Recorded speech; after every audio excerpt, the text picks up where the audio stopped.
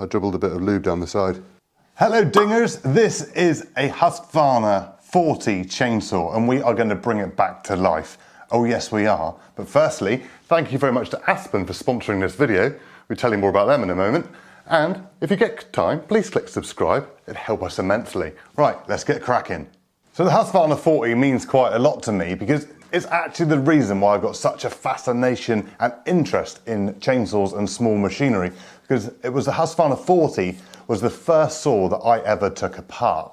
When I was growing up, my old man had a Husqvarna 40 and he didn't treat his machines with a great deal of respect, and when it broke it was just chucked under the bench and he bought another one. Well, that left me to pull it out from underneath the bench and start fiddling and playing around with things. Unfortunately, on that one, he had scored the cylinder and piston on it, so it wasn't really worth repairing and I had no idea what I was doing. But that's how I pretty much learnt. I wasn't really taught anything, but just start fiddling around with things and hope for the best. And to be quite honest, that's pretty much what I still do now. I still don't know what I'm doing, but here we are. And this is a Husqvarna 40. I love these little chainsaws. The build of them is just nice and square. It's just nice and pretty. They're nice and easy. They're nice and simple. And to be fair, this one has been found in our scrap shed. It's been dug out from our scrap shed. The technicians have no idea why it was in there, so we're going to find that out. But I expect, knowing these saws, it's probably crank seals from lack of use, because this saw is perfect condition, apart from, the main thing is, we are missing an exhaust, but there's no real, shall we say, detrimental scoring on the piston that I can see. It's a tiny little fine line, tiny. Not going to make a difference at all. I'm quite happy with that. So hopefully it's just nice and easy. Perhaps they scrapped it just because they couldn't get a genuine exhaust anymore, because these old saws, parts are very scarce. So we're probably going to have to find a second-hand exhaust for it, but that's fine. I can cope with that. But we're going to take it apart, clean it all up, see what's going on with it, and, well, get it going again. Right, so let's do that. Let's strip it apart and then see what we can find.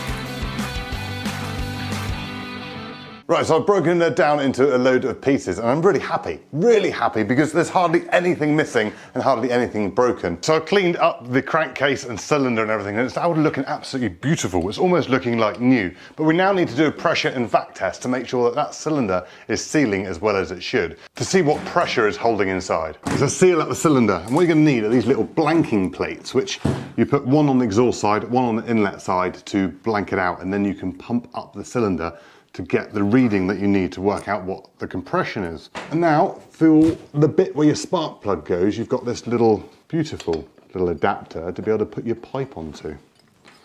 So there we are. That just has to be hand tight. Again, do it up if you need to. So there we are, you see? We've got the inlet manifold covered, the exhaust port covered, our adapter in the top. Let's pump her up and see what happens. No, it's not a breast pump. It is a P&V pump. Oh yes it is. And we're just going to do a pressure test. We're not going to do the vacuum test, okay? So you can connect this in through your little spark plug adapter. There we go. And what we're looking for is about half a bar of pressure. So we're going up to, yeah, just over half a bar, which is perfect. If I can hear it hissing somewhere. Where's it hissing from? Luckily, here comes my friend soap and water. So you can just spray this. Let's try the spark plug first. Once we find it, I'll zoom you in first before you get too carried away. Oh, sprayed myself then. Water in there. And see if we can get some more. At least I was right. You know, it is the crankcase is leaking from somewhere. But where, James? Can you hear that?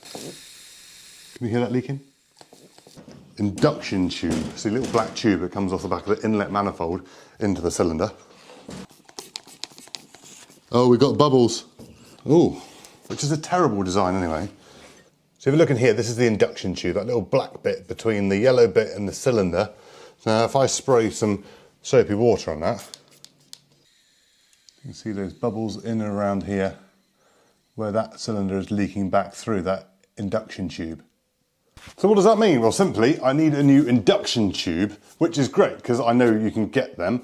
The impulse tube we will replace as well, just to make sure. And obviously we need the exhaust, so I'm going to go and order them, and probably in a couple seconds we'll be ready to start reassembling because everything will be clean and shiny and ready to go. Right, while I'm doing that, click subscribe. Did you know that over 50% of small engine repairs are fuel related? Then you need Aspen Fuel. So what is Aspen Fuel? It is an alkylate fuel, one of the cleanest petroleum products that can be produced. It is designed to be used with garden machinery, chainsaws, construction equipment, outboard motors, and any other small engine equipment. So why should you use it? It stays fresh for years, so you can avoid the frustration of difficult to start machinery. It does not contain any ethanol. It contains less harmful chemicals, prolonged life of your machines, less frequent repair bills, available as 4-stroke and pre-mixed 2-stroke, and over 500 stockists nationwide. And if by magic I have received some parts, so yes, now we can put it back together. I've got my little induction pipe, yes, brand new induction pipe, and let's take the old one off, just like that. So we know there's definitely a problem there because it shouldn't come off that easily, because I know that is going to be harder to put on than that one was to come off. And sometimes you might need a little bit of lube on these, but let's see how we get on. You hold it on one side and then put your finger in and stretch it across. Oh no, it's gone on, it's all right. And then, there we go. I've already replaced the impulse tube down there. So that is a new induction pipe installed. Right, inlet manifold. This is going to be a fiddly old job. I know it's going to be a fiddly job. And we're in. We are in. Ha ha! Right, now it's time to properly reassemble the saw. Let's get everything back on the bench and start reassembling. Everything is all clean and ready to put back together, and exciting news, I've got a second-hand exhaust and it is in really good condition, so well happy with that. Right, let's crack on and put it back together.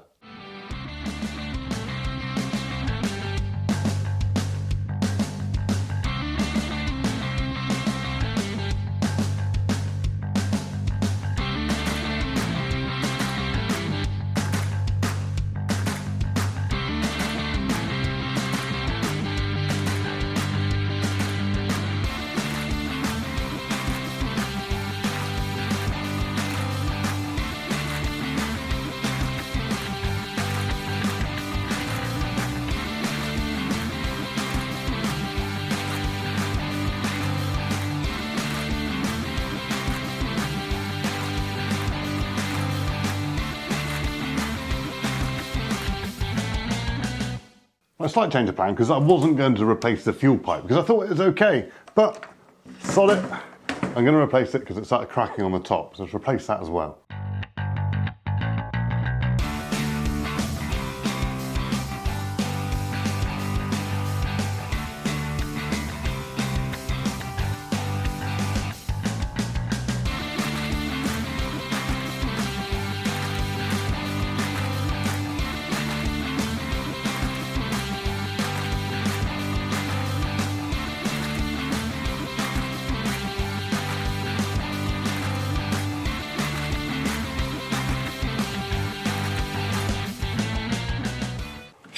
It is starting to look more like a chainsaw. Look at it, it's coming together. And well, happy. Right, a few last little bits and then it's going to be time to fuel it up and give it a go.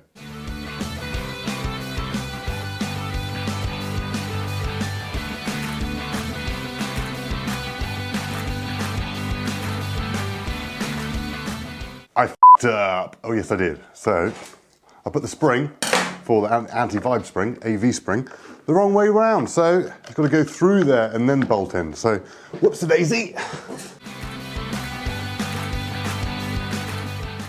Boom!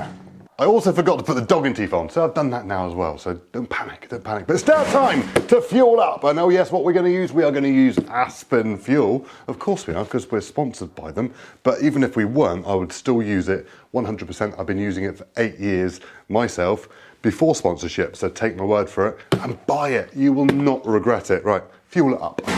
She's thirsty. And of course, chain oil, we're going to use Oregon. We like Oregon. Oregon are very, very good because they supply all of our PPE and accessories. And obviously, oil. Ooh, glug, glug. Oh, I spilt it. I dribbled a bit of lube down the side. Right, moment of truth. Will it start? Can I even repair a chainsaw? That is the, the unknown here. Let's see if she starts. I reckon it's going to need a tune, but let's just do this together, eh?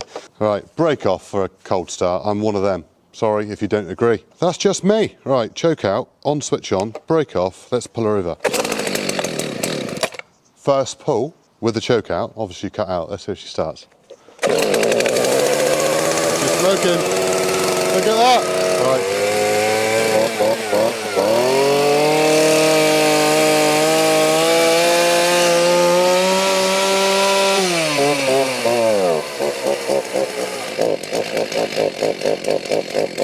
Right, good to start with.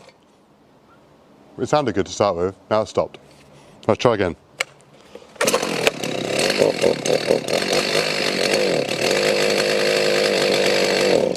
I think she needs a bit of a low, bit of adjustment. Right, let's adjust her up, and then once she's running perfectly, do some cutting.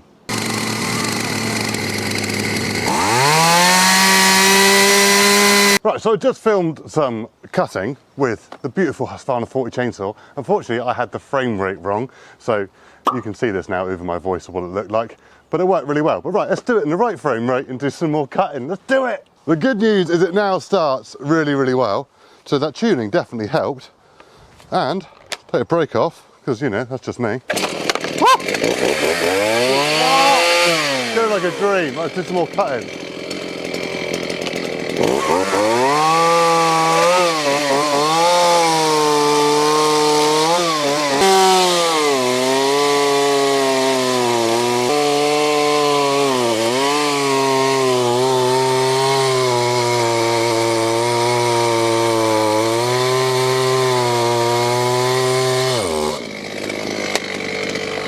Woo! Yeah!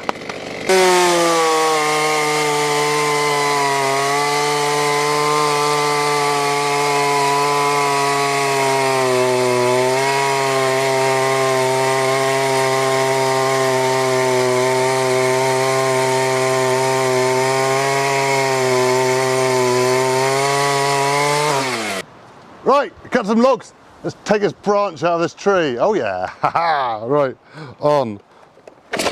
Start her up, brake off. Rev her up again.